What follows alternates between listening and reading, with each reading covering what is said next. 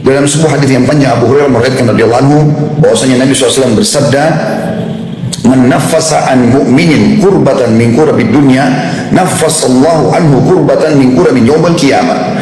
Barang siapa yang melapangkan satu kesusahan dunia yang ditimpa kepada seorang mukmin, maka Allah akan melapangkan darinya satu kesusahan di hari kiamat nanti. Teman-teman coba renungi potongan ini dulu. Pernahkah kita berpikir teman-teman kalau kita ini akan meninggal dan akan dibangkitkan pada hari kiamat? Setampan apapun wajah Anda, ya, sehebat apapun Anda menjaga kesehatan, titel bertumpuk-tumpuk, begitu juga dengan jabatan, kekayaan dan seterusnya.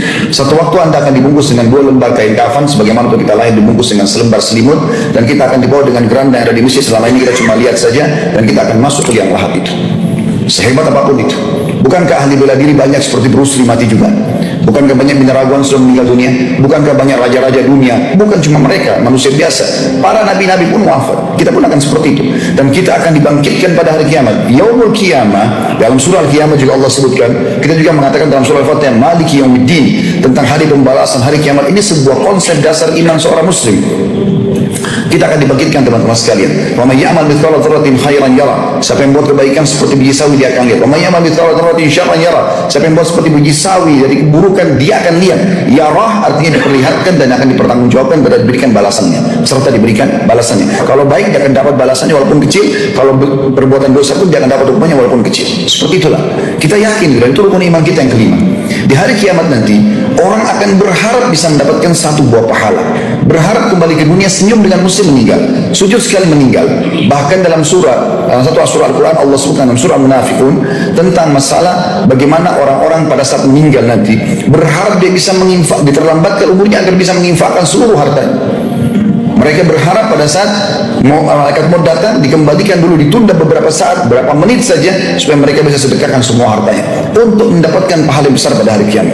Salah satu yang mulia di sini adalah hadis ini, potongan pertama hadis yang merupakan bagian daripada akhlak setiap muslim yang menyelesaikan satu perkara muslim di dunia, apapun sifatnya itu. Seringan apapun, mungkin hanya sekedar dia tanya nomor telepon, mungkin hanya sekedar minta alamat, mungkin hanya sekedar minta nasihat, mungkin lalu kita berikan kepada dia, maka Allah akan menyelesaikan dia dari permasalahan yang akan dihadapi pada hari kiamat. Mungkin Anda butuh sebuah pahala, orang itu akan tolong nanti. Mungkin Anda butuh pengampunan dosa, Allah akan maafkan. Mungkin pahala Anda dengan dosa berimbang 100-100, Anda tidak bisa masuk ke dalam surga, lalu datanglah pertolongan karena pernah menolong seseorang itu. Potongan yang kedua hadisnya adalah katakan, "Wa man yassara an mu'sirin yassarallahu alaihi fid dunya wal akhirah." Siapa yang memudahkan urusan seseorang muslim yang sedang kesusahan.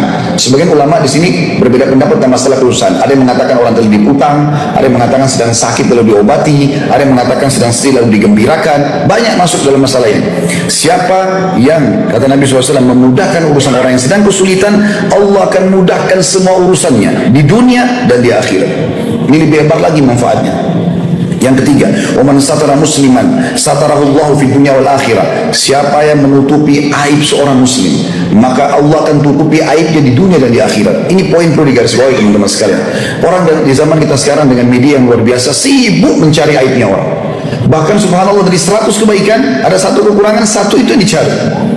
Mana kita dari akhlak Islam ini? Kenapa kita tidak lihat kebaikan dia? Dalam Islam ada dua hal yang kita harus paham kalau ada gosip atau informasi yang tidak benar. Dalam Allah menyebutkan dalam Al-Quran, "A'udzubillahi minasyaitonir rajim. Ya ayyuhalladzina amanu in ja'akum fasiqun binaba'in fatabayyanu an tusibu qauman bijahalah fatusbihu ala ma fa'altum nadimin." Ini Al-Quran 1400 turun. Allah SWT mengatakan, "Hai orang beriman, kalau datang kepadamu informasi gosip, belum kau tahu benar atau tidak, belum kau punya bukti-buktinya, tabayyan." Harus cross check dulu. Itu pun cross check ulama kasih syarat kalau ada hubungannya sama kita. Kalau nggak ada hubungan sama kita, nggak usah cross check. Sibuk cross check dengan masalah ini. Saya mau tahu, saya mau tabayun. Tabayun apa? Urusannya sama kamu apa? Ada urusannya nggak? Kalau nggak ada, untuk membuat masalah ini. Apalagi kalau tidak tabayun, tidak cross check, kemudian menyebarkan ke sana sini. Ini bahaya sekali. Apa sudah cukup pahala kita siapkan untuk diampanin oleh teman kita pada hari kiamat? Ini bahaya sekali. Setelah itu, yang pertama cross check, yang kedua, kalaupun sudah kita cross check, kita sudah jelas dia salah pun, tugas kita nasihati dan menutupi. Itu yang Nabi sebutkan dalam hadis ini. Siapa yang tutupi aib seorang muslim, Rasulullah nasihat ini, kamu nggak sholat loh, kamu harus sholat begini-begini, selesai. Jangan lagi kok lemparin ke teman-teman kantor, itu orang sudah saya nasihatin loh sholat. Terus dia mau dapat apa? Mau dapat keridhaan manusia atau mau dapat pahala dari Allah Subhanahu wa taala? harusnya setelah dia tabayun, jelaskan, sudah cross check, kemudian akhirnya dia menutupi aib tersebut. Saya pernah buat tablik akbar khusus masalah ini, judulnya tabayun dan tasattur. Cross check dengan syarat ada hubungannya sama kita, dan juga habis itu tasattur, tutupi. Nabi SAW mengatakan siapa yang menutupi aib seorang muslim di dunia, Allah akan tutupi aibnya di dunia dan di akhirat. Kesalahan dia pun akan ditutupi.